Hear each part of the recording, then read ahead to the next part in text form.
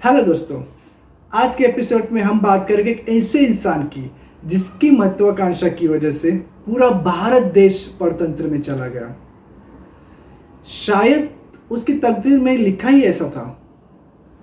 अगर वो वैसा ना करता तो शायद इतिहास के पन्नों में उसका नाम नहीं लिखा रहता।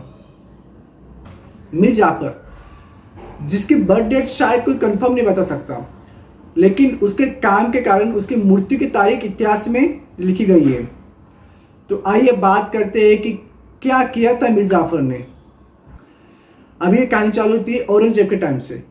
औरंगजेब के टाइम पे बंगाल मुगल साम्राज्य के अधीन था, लेकिन जैसे ही औरंगजेब की मृत्यु होती है तो पश्चिम बंगाल के टुकड़े होने चालू हो जाते हैं, यानी कि हर प्रांत का अलग राजा, यानी कि अलग नवाब। जैसा भी आप कंसिडर करें, नवाब अलग कोई चीज़ है और राजा अलग चीज़ है, ठीक है।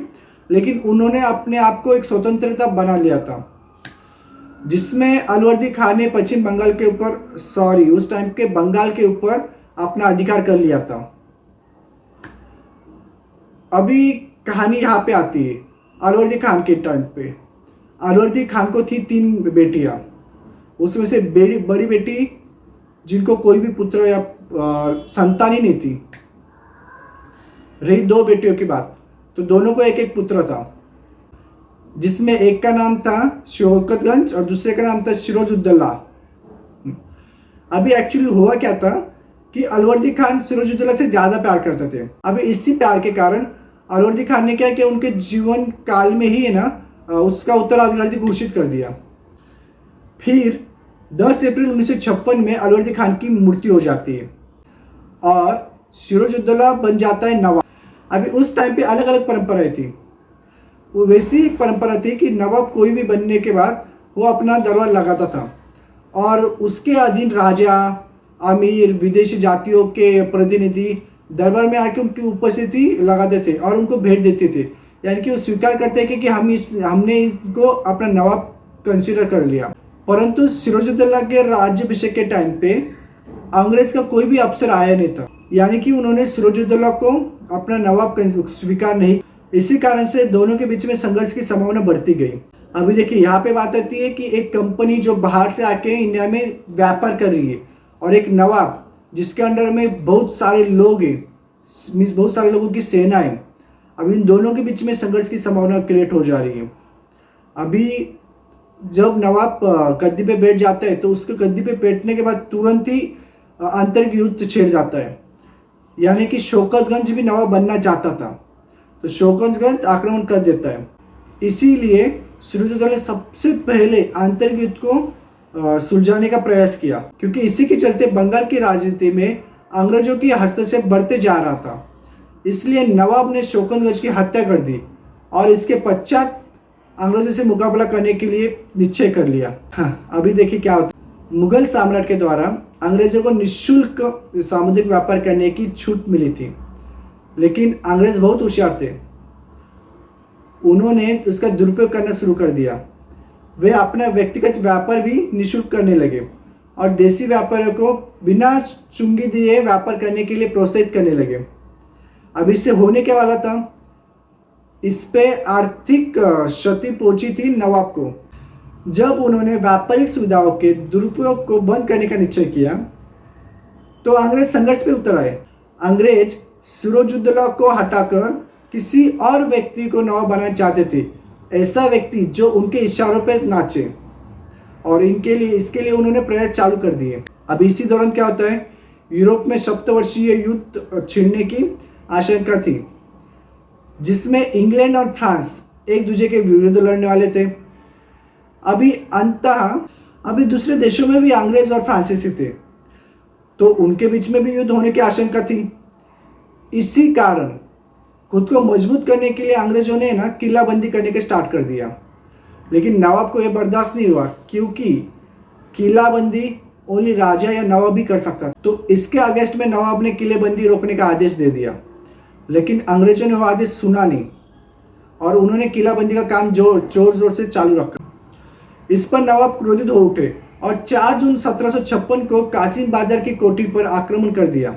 अंग्रेज सैनिक इस आक्रमण से घबरा गए और अंग्रेजों की पराजय हो गई। इसके बाद तुरंत ही नवाब ने कलकत्ता के ऊपर आक्रमण कर लिया और उसको अपने अधीन कर लिया। अपनी पराजय का बदला लेने के लिए अंग्रेजों ने तुरंत ही कलकत्ता के ऊपर आक्रमण कर दिया। इस समय नवाब ने मानिक चंद को कलकत्ता का राजा नियुक्त किया था, लेकिन मानिक चंद पहले से ही अंग्रेजों के साथ हाथ मिला के बैठा था, इसलिए अंग्रेजों को मुश्किल नहीं हुआ कि कलकत्ता को जीतना। कलकत्ता तो उसके अधीन आ ही गया था। फिर अंग्रेजों ने उसके बाद क्या किया कि जो फ्रांसीसी बस्ती थी चंदन नगर, उसके ऊपर आक्रमण कर दिया। अभी उस बस्ती पे ऊपर आक्रमण करने के बाद उन्होंने उस बस्ती को अपने अधीन कर लिया, लेकिन फ्रांसीसी थे नवाब के दोस्त, इसलिए नवाब को इस बात का बहुत ही ज़्यादा गुस्सा आया। अभी युद्ध की पार्श्वभूमि इधर क्रिएट हो गई है। अभी अंग्रेजी सेना का सेनापति था रॉबर्ट क्लाइव और सिराजुद्दौला के सेना का सेनापति था मीर जाफर। रॉबर्ट क्लाइव ये जानता था कि अगर युद्ध होता है तो 1 घंटे के अंदर ही हार जाएगा, क्योंकि सिराजुद्दौला के पास बहुत ही ज़्यादा सेना थी।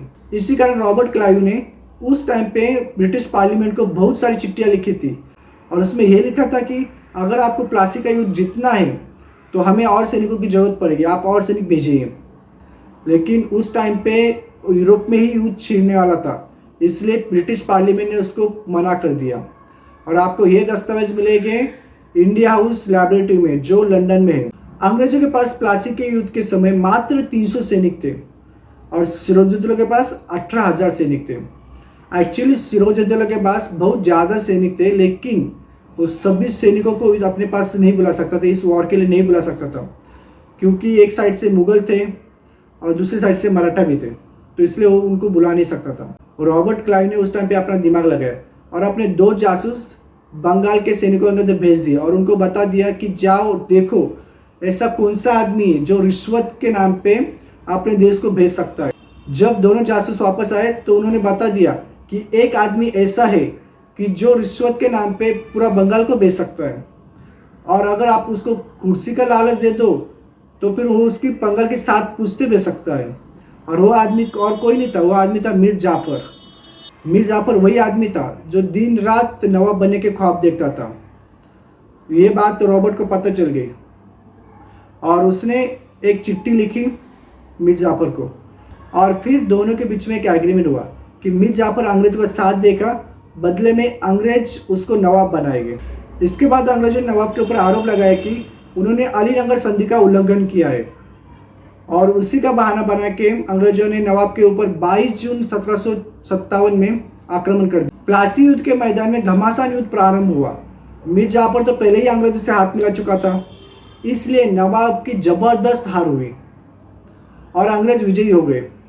नवाब की हत्या कर दी, किंतु इस युद्ध को कंपनी की जीत नहीं मान सकते थे, क्योंकि युद्ध से पूर्व ही नवाब के 3 सेनानायक मीर जाफर, उसके दरबारी और तथा राज्य के बड़े बड़े अमीर सेठ आदि ने अंग्रेजों से हाथ मिला लिया था। तो नवाब की हार तो तय थी। नवाब की पूरी सेना ने तो भाग लिया ही नहीं था। अगर मीर जाफर ने गद्दारी की ही नहीं होती तो ब्रिटिश एम्पायर को ये प्लासी का युद्ध जीतना मुमकिन नहीं, नामुमकिन। और अगर ब्रिटिश एम्पायर का राज होता ही नहीं तो आज का भारत ही कुछ और होता। इसी घटना से मीर जाफर को सबसे बड़ा गद्दार कहा जाता है। बात कुछ भी हो, लेकिन इतिहास के पन्नों में उसका नाम तो आया। इसलिए मैंने वीडियो के स्टार्टिंग में कहा था कि अगर ये काम मीर जाफर नहीं करता तो इतिहास के पन्नों में उसका नाम नहीं होता। अगर आपको मीर जाफर के बारे में कुछ भी पता हो तो आप हमें कमेंट्स करके ज़रूर लिखिए। चलिए अब मिलते हैं नेक्स्ट एपिसोड में।